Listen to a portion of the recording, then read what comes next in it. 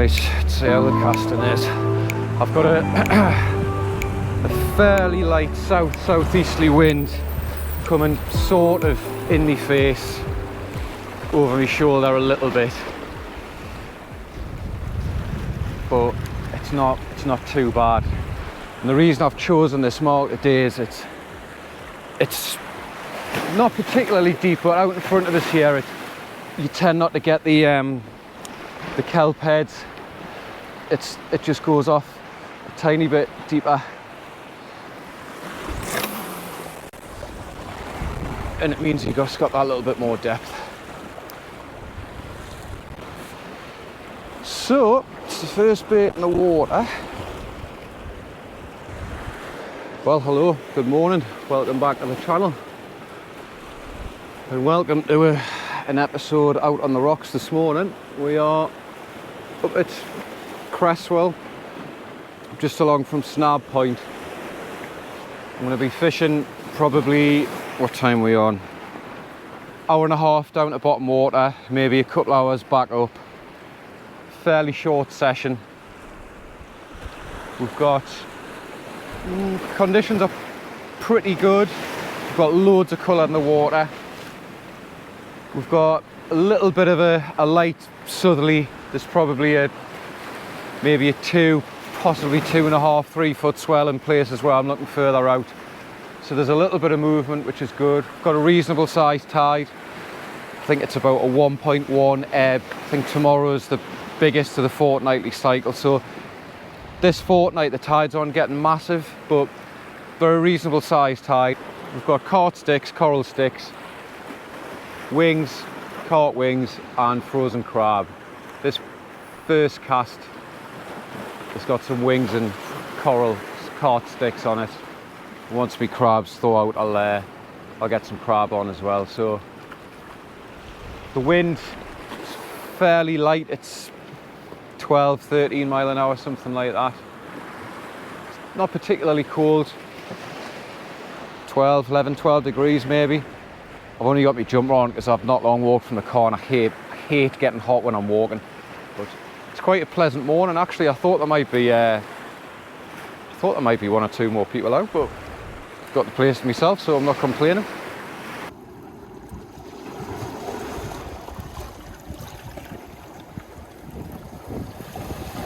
Right, so rigs of choice are going to be my rough ground pulley rigs. They're fairly short, probably it's at 2.5, 3 foot-ish.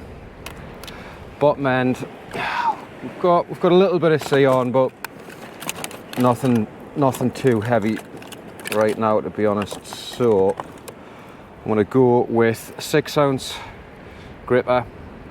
That's got a rotten bottom tied onto it, length of 40 pound amnesia. There's your rotter. Put an overhand loop in that just so it weakens it a little bit more. That clips into my splashdown. You can use a splashdown, an imp. It's 80 pound mono, 80 pound ASSO classic, bead, trident, figure of 8, aero pulley. Brilliant pieces of kit.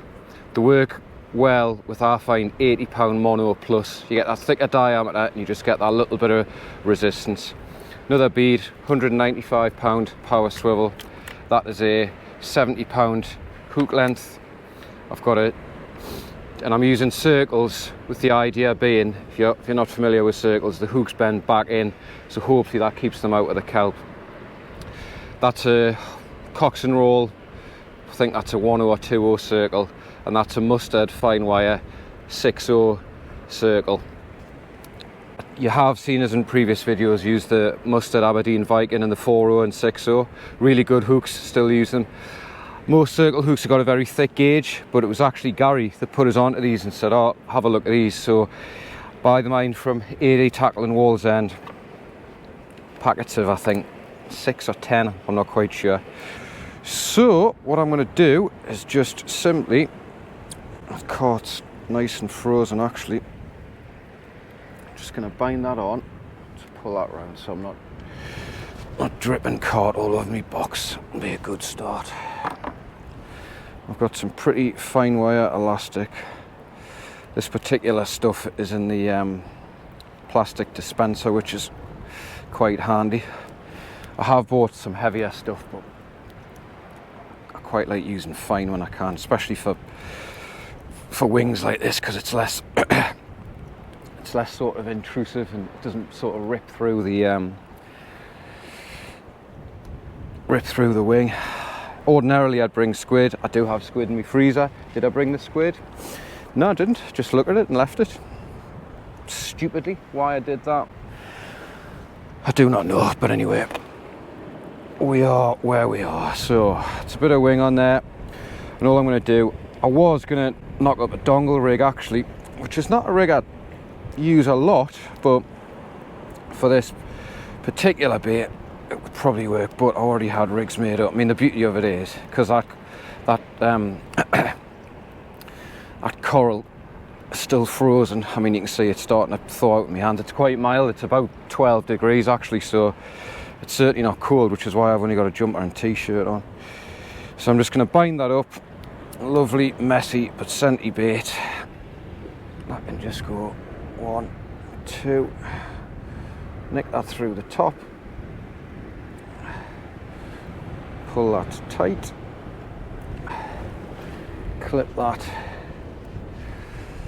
into your imp. Sorry, this is a real mess. Hang that up, and then all I'll do, I'll hang that sinker onto that rotter. I'll show you in a second once I've rinsed my hands. I just put my knots on my sinker and my rotter to one side, so it's metal on metal and it pivots nice and easily. Get my trusty finger stall. Buy these online, just search leather thimble, I think. Very handy for fixed spool casting. So gear today I've got my trusty Comp SS. It's a great rod for the rough ground. I'll get there eventually. 13'10", nice and light, very powerful. It'll cast 48 ounces more than comfortably. That's teamed up with my Shimano Saragossa 10,000 SWPG. Really great reel for the rough ground. I find the 10,000 size personally to be more than adequate, and that is filled up with, I think that's 79 or 80 pound spider wire, and on that I've got a pretty long 4-strand 120 pound rubbing leader, braid rubbing leader, which is tied with a uni knot. So that's the gear. Let's just see if we can pull something out with it.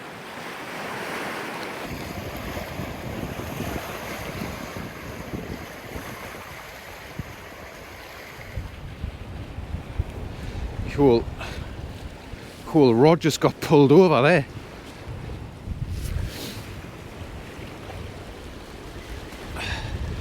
Yeah, got a fish on. Oh, it's come off. Bollocks. A good bite that as well. Your rod went straight over. Oh, I don't believe it. I was biting and biting away. I left it plenty of time.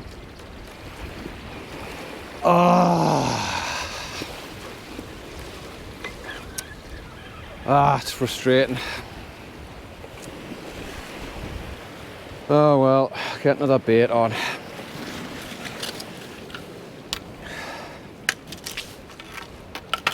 Looked up, my bloody rod got pulled over and onto the deck. It was a cracking bite. It's annoying.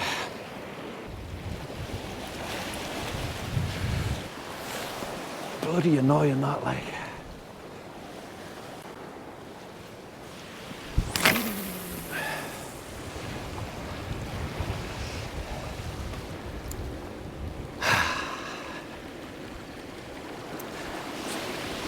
Trying to pull that slack in before it goes too far down. It's just kind of hanging in the air with that little bit of wind.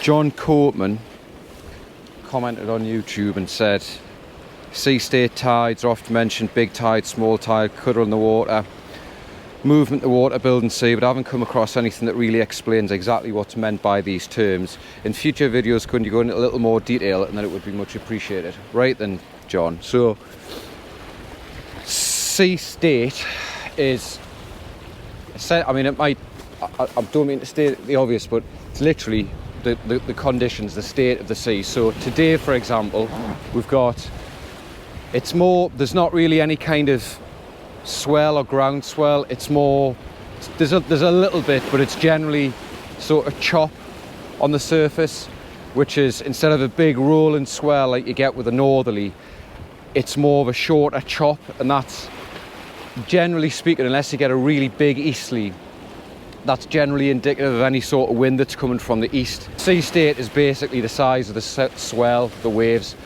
Why does that matter? Well, in the winter, so say, let's just say fishing from September to January, roughly speaking, when you've got a sea on, i.e. the sea is rough, that's generally when your fish will come further into shore, particularly at night around the beaches and stuff like that, coming in to stir up all the food and eat all the free offerings that the sea's churned up. If you get down and the sea's been blown for a couple of days, or say 4 or 5 days, with each day that passes it does get harder. Why is that? That's because obviously the fish are just gorging themselves on free food, so after a while they're just stuffed. If you imagine sitting at a, I don't know, a Chinese buffet that's all you can eat, and you know, when you go in you'd be really, really hungry, but after an hour sat there eating, you know, there's only so much you can eat, and that applies to any animal, fish included.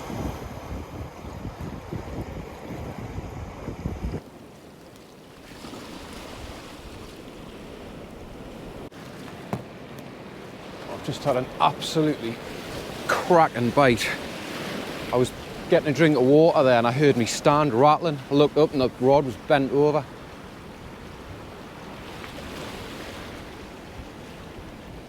Yeah, we've got him.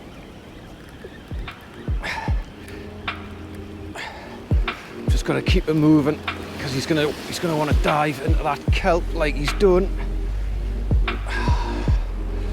Yep, he's coming.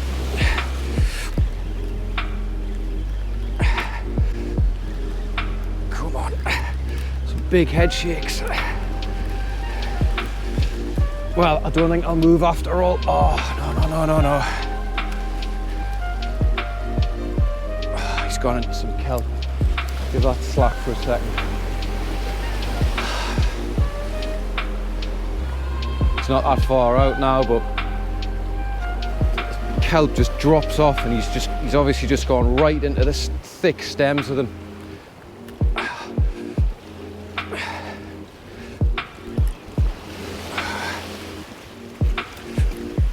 Got him moving, come on. This Saragossa is absolutely brilliant for this. Come on. Come on, get yourself through. It's just in that kelp in front of us here. Here he is. Come on.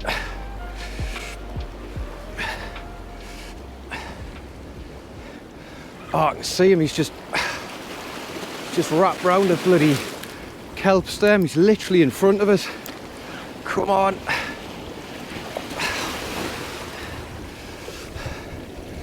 Oh, I don't believe it. Right, I'm gonna have to see if I can go around and pull it around the other side of that kelp.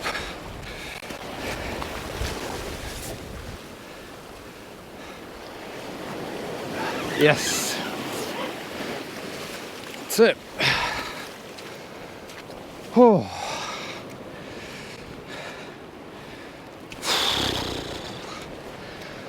Well, pleased with that. I am pleased with that. I was disappointed, I have to say, after losing that first fish, but that has made up for it. He's not to be honest, he is not a nicely conditioned fish, him. He's covered in lumps. His fins are all over the shop. If I can just bring this rod back, show you there. He's both of those circles just hooked in the mouth, so there's the first one out. Oh, it has damaged his mouth, sorry about that fella. Just get that other hook out.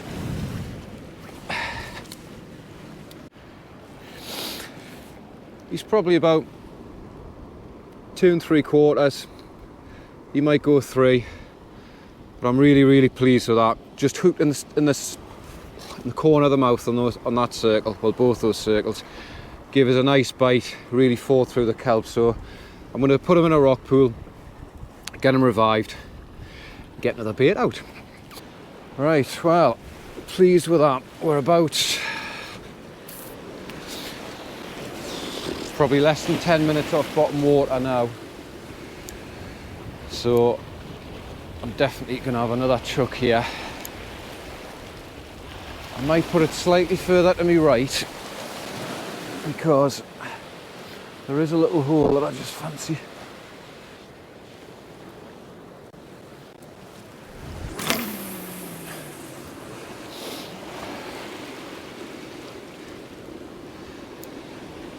Right, see what that'll do.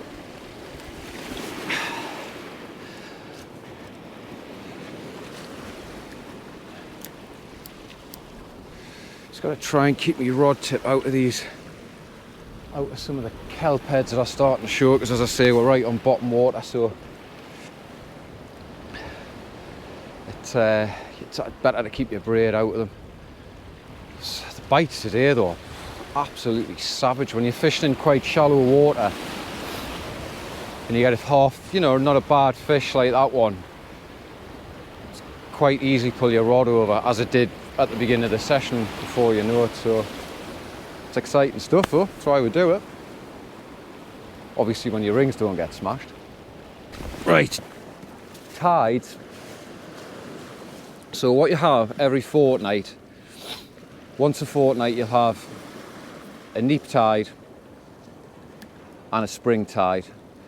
So that'll happen twice a month, and it happens for two reasons. So you've got the lunar month rather than a calendar month, which other than February is either 30 or 31 days. A lunar month, 7 days in a week, 4 weeks in the month, 28 days. So the moon circles the earth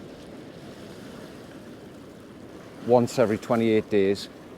So we're spinning around the sun doesn't move, but the moon's spinning around us. Now, the moon, there's a gravitational pull of the moon, but it's not just the moon that determines the size of the tide, because there's also a gravitational pull from the sun.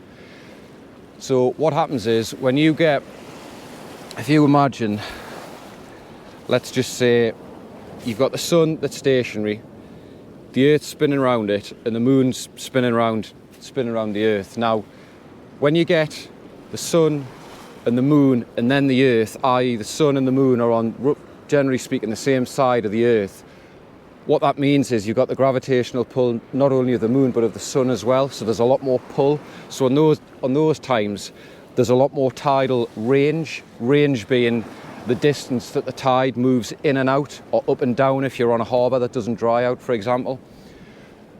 And that'll happen once a fortnight. So if you look at your tide tables, what you'll find is once a fortnight you'll see those bigger tides, those spring tides, and once a month, when they're a lot more aligned and you get more gravitational pull, then you'll have the biggest tides of the month.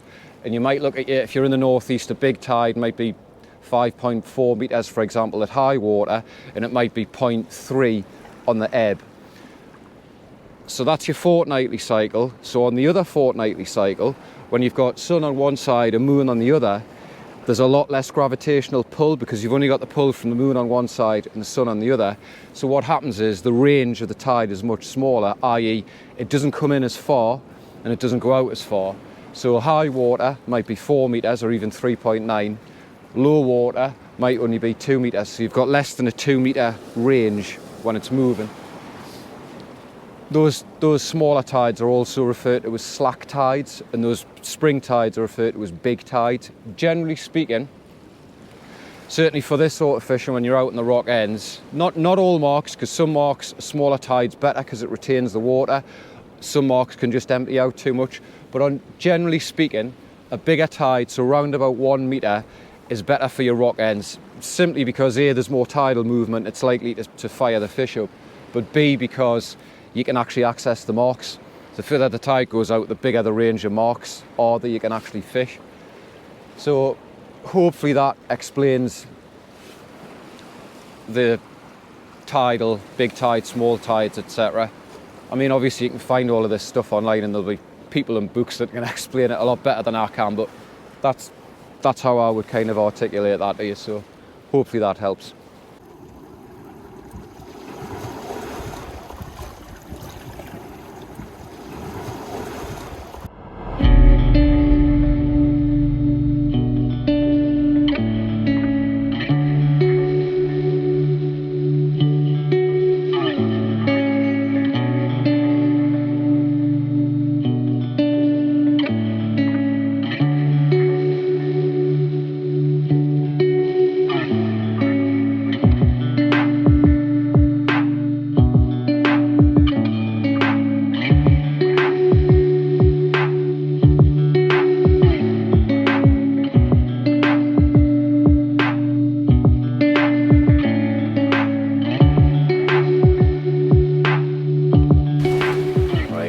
Couple of knocks and there's a ton of slack line. Problem is, the gear is kind of, I can feel something having to go. Yeah, God, I'm getting a load of slack here. Yep, got a fish. Oh, straight into that kelp. I've got another fish on here, but it's so heavy, my gear's kind of straight into a lot of kelp which is coming through. Yep, it's coming. It doesn't feel like a bad fish, this. It's a decent bend in that compass. It's important you just keep your rod up and just keep cranking and cranking, and you just got to hope that doesn't happen, which is the fish going right in the kelp. What I tend to do, as soon as it goes solid, I don't just pull harder, because all you're doing is just pulling it harder and deeper into the kelp. Give it a bit of slack straight away and just hope that the fish just moves and swims the other way.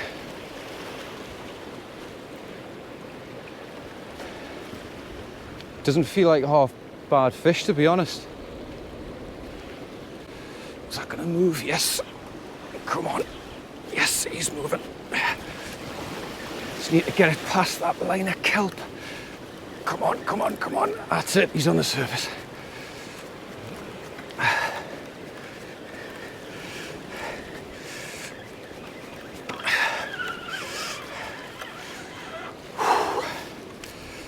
He's another respectable fish. Oh. And he's in a bit better condition than the last one. Right. He's absolutely wolfed that right down. These fish aren't the best condition, mind, it has to be said. Lumps on him there, all over his mouth, his fins. There's lice on those. I don't know if you can pick that up on the camera there. Can you see that around there?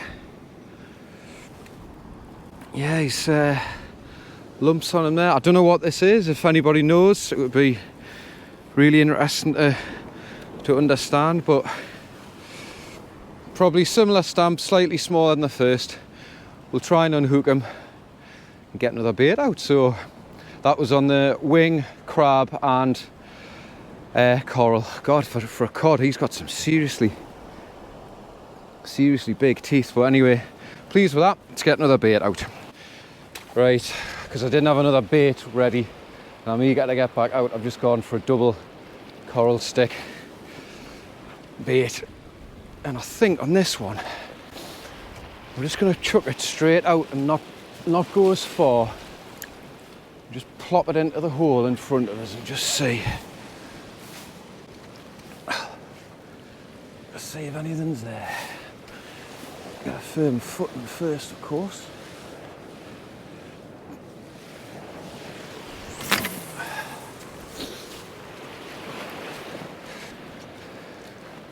Sometimes just that shorter cast can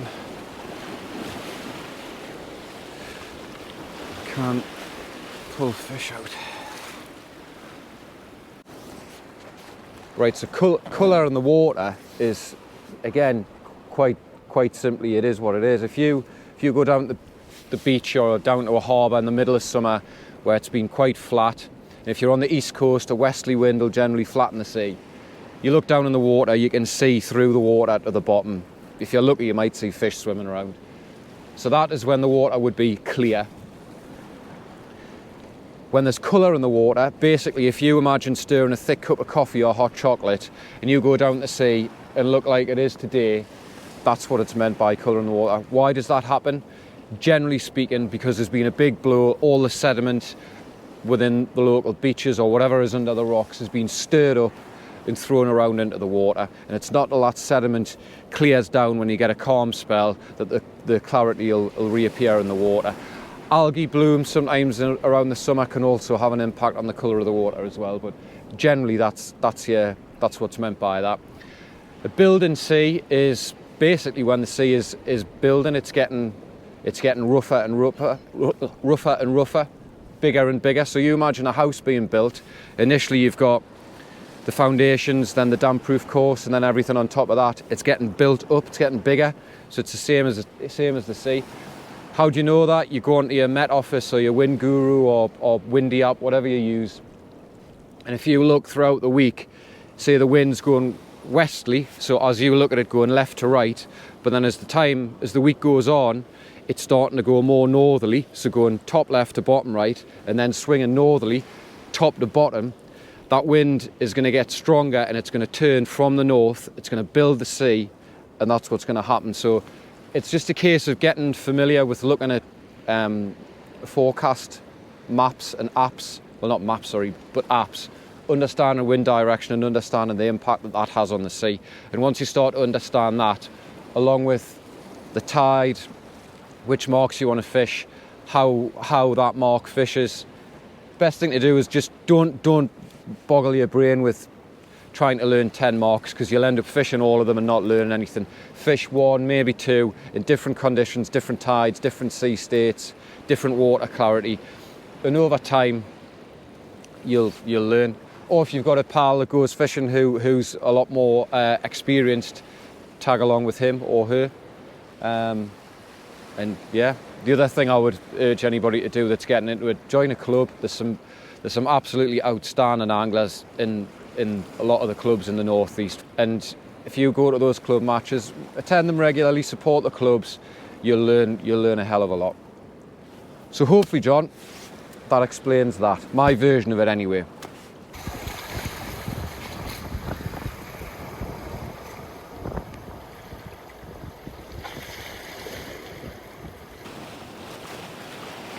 Had a little rattle on that wing bait.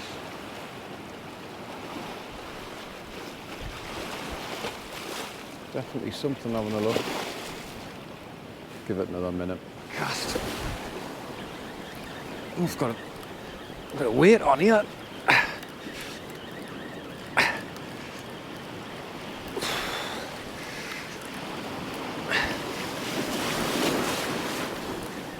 Yep, definitely got something on. Well, he's obviously just lying on there. I did see one bite.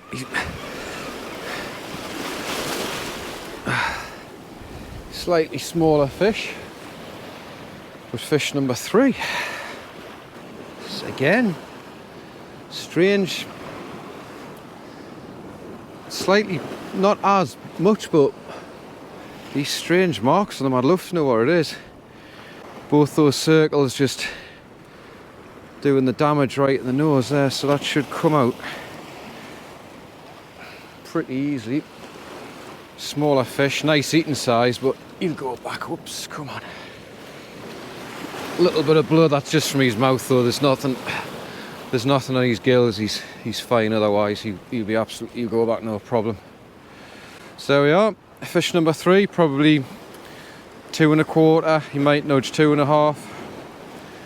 Gave us one bite and then just been lying on. But we'll get him back. Happy with that. Right, well, 2 of these fish are very much still alive, full of life. They're only hooked in the mouth. The other one was gut hooked, sadly snuffed it, so he'll come back. But these two can go back, so try not to get soaked. Thank you, gentlemen. Thank you for your hospitality. Enjoy the rest of your weekend. Right, I'm gonna call it.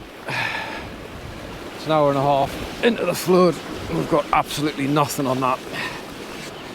It's a lot easier to reel in, of course, when there's water over the top of the kelp heads. Well, circle hooks seemed to have done the job in terms of less tackle losses, because usually when I fish this mark, it's you guaranteed to lose something, but I haven't lost one rig today. Might have just been lucky, might have been the fact that the hooks weren't catching, so I'll continue to stick with them.